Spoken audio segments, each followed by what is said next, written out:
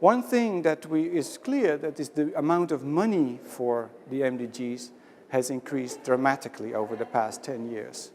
In 2000, there were about $6.2 billion in overseas aid from the OECD countries going to low and lower middle income countries for health.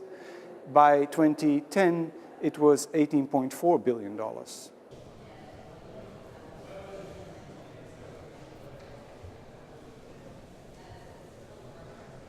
If we look at the total health expenditure per person in a country, we should keep in mind that the difference between a person in the top countries and the bottom countries is still 40 times. So it's 40 times higher in the top than in the bottom countries in terms of money. Now let's look at child mortality. So the child mortality reduced dramatically in the bottom countries by 39%, but it's still 21 times higher than in the top countries. Maternal mortality decreased by 44% since 1990, but it's still 65 times higher than in the top countries.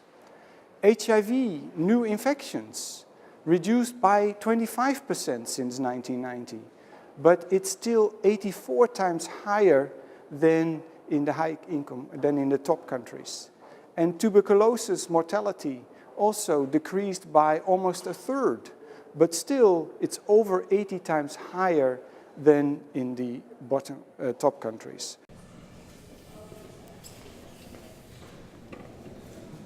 We see enormous progress, unprecedented in history, in the battle against infectious diseases and in child mortality and maternal mortality. Still, it's far from enough. The world is still an inequitable place, a very inequitable place.